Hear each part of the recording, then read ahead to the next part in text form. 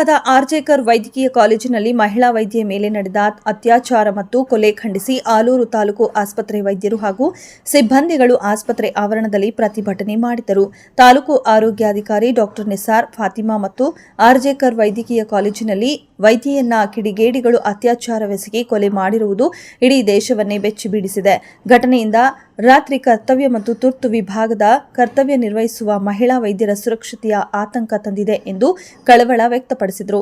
ಇನ್ನು ಪ್ರತಿಭಟನೆಯಲ್ಲಿ ಡಾ ರಂಗನಾಥ್ ಅವರು ವೈದ್ಯ ಮೇಲೆ ಅತ್ಯಾಚಾರ ಮಾಡಿ ಕೊಲೆ ಮಾಡಿರುವುದು ವೈದ್ಯ ವೃತ್ತಿಗೆ ಅವಮಾನ ತಂದಿದೆ. ಮನುಷ್ಯನ ಪ್ರಾಣ ಉಳಿಸುವ ವೈದ್ಯರುಗಳನ್ನ ಪಾಪಿಗಳು ಬಿಡುತ್ತಿಲ್ಲ. ಹೀಗಾಗಿ ದೇಶಾದ್ಯಂತ ಎಲ್ಲಾ ವೈದ್ಯರು ಹಾಗೂ ಸಿಬ್ಬಂದಿಗಳು ಶನಿವಾರದಿಂದ ಭಾನುವಾರದವರೆಗೂ ಪ್ರತಿಭಟನೆಯನ್ನ ನಡೆಸುತ್ತೇವೆ ಹಾಗೂ ಕೃತ್ಯ ಎಸಗಿರುವ ಕಿಡಿಗೇಡಿಗಳಿಗೆ ಶಿಕ್ಷೆ ಆಗುವವರೆಗೂ ನಮ್ಮ ಹೋರಾಟವನ್ನ ಮುಂದುವರಿಸುತ್ತೇವೆ ಎಂದರು.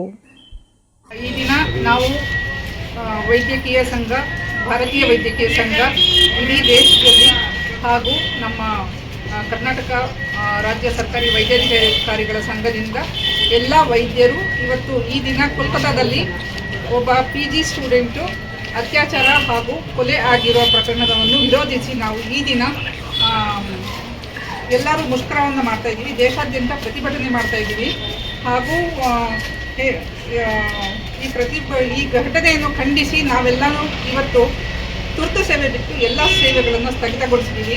ಕಪ್ಪು ಪಟ್ಟಿಯನ್ನು ಧರಿಸಿ ನಾವು ಈ ದಿನ ಮಹಿಳೆಯರಿಗೆ ಆಗ್ತಾ ಇರುವ ಅತ್ಯಾಚಾರಗಳು, ಕೊಲೆಗಳು, ಅಗೌರವ ಹಾಗೂ ಸೇಫ್ಟಿ ಇಲ್ಲದೆ ನಾವು ಎಂಥ ಕಷ್ಟದಲ್ಲಿ ವೈದ್ಯರು ಕೆಲಸ ಮಾಡ್ತಾ ಇದ್ದೀವಿ. ಎಸ್ಪೆಷಲಿ ಲೇಡಿ ಡಾಕ್ಟರ್ಸ್ ಅಂತಲ್ಲ, ಇಡೀ ಆಸ್ಪತ್ರೆ ಸಿಬ್ಬಂದಿಗೆ ರಕ್ಷಣೆ ಬೇಕಾಗಿದೆ. ಈ ದಿನ ಎಲ್ಲರೂ ಆಸ್ಪತ್ರೆಯಲ್ಲಿ ಹೆದರ್ಕೊಂಡು ಭಯದಿಂದ ಕೆಲಸ ಮಾಡಬೇಕಾಗಿದೆ.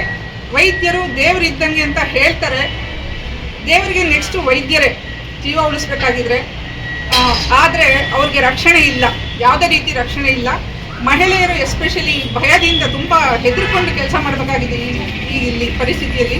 ಸೊ ಇದು ಎಷ್ಟು ದಿನ ಹೀಗೆ ನಡೆಯುತ್ತೆ, ಎಷ್ಟು ದಿನ ಮಹಿಳೆಯರ ಮೇಲೆ ಅತ್ಯಾಚಾರ ನಡೆಯುತ್ತೆ, ನಿರ್ಭಯವಾಗಿ ಅವ್ರ ಮೇಲೆ ಆಗ್ತಾ ಇರೋ ಅನ್ಯಾಯ ಹಾಗೂ ಕೊಲೆ, ಇದು ಎಸ್ಪೆಷಲಿ ಆಗಿರುವ ಈ ಘಟನೆ ನಮಗೆ ಮೈ ಜುಮ್ ಅನ್ನೋ ಥರ ಇದೆ. ಅಷ್ಟು ಭಯಾನಕವಾಗಿದೆ. ಆ ಹುಡುಗಿ ಮೇಲೆ ಆಗಿರೋ ಅತ್ಯಾಚಾರ ಹಾಗೂ ಕೊಲೆ ತಡ್ಕೊಳ್ಳೋಕ್ಕೂ ಸಾಧ್ಯವಿಲ್ಲ, ಕೇಳೋಕ್ಕೂ ಆಗ್ತಿಲ್ಲ. ಮೈ ಜುಮ್ ಅನ್ನೋ ಘಟನೆ ನಡೆದಿದೆ. ಇಡೀ ದೇಶ ನಮ್ಮ ಭಾವನೆಗಳು, ನಮ್ಮ ಭಾರತೀಯ ಏನು ಕರೆ ಕೊಟ್ಟಿದೆ ಅದಕ್ಕೆ ದ್ಯೋತಕವಾಗಿ, ಅದಕ್ಕೆ ಸಪೋರ್ಟಿವ್ ಆಗಿ ನಮ್ಮ ಕರ್ನಾಟಕ ರಾಜ್ಯ ರೈತ ವೈದ್ಯಾಧಿಕಾರಿ ಸಂಘ ಅದಕ್ಕೆ ಬೆಂಬಲಿಸಿ ಇವತ್ತೊಂದು ಪ್ರತಿಭಟನೆಯನ್ನು ಕರೆ ಕಟ್ಟಿದೆ.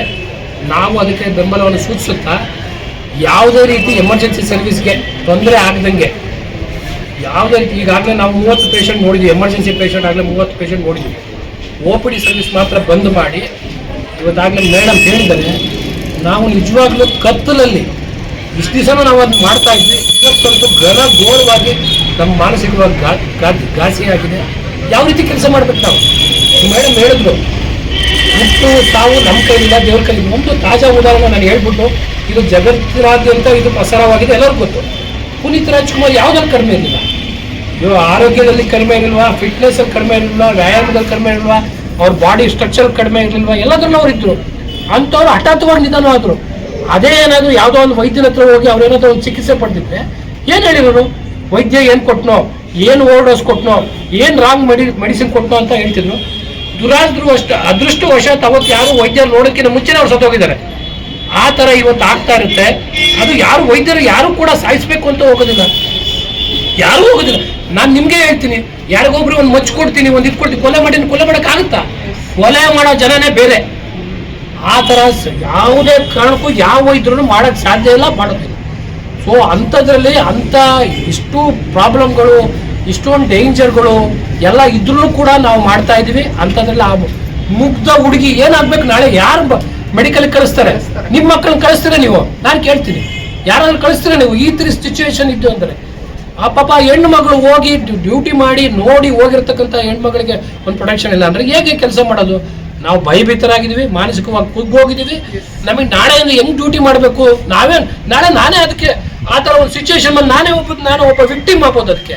ಸೊ ಆದ್ದರಿಂದ ನಮಗೆ ದಯವಿಟ್ಟು ನೀವು ಸಾರ್ವಜನಿಕರು ಇರ್ಬೋದು, ಬೇರೆ ಖಾಸಗಿ ವಲಯ ಇರ್ಬೋದು, ಅಥವಾ ಸುರಕ್ಷತೆ ಕೊಡ್ತಕ್ಕಂಥ ಪೊಲೀಸ್ ಡಿಪಾರ್ಟ್ಮೆಂಟ್ ಇನ್ನೊಂದು ಇರ್ಬೋದು, ನೀವು ಯೋಚನೆ ಮಾಡಿ ಮಾಡ್ಬೋದೋ ಮಾಡಬಾರ್ದು ಅಂತ.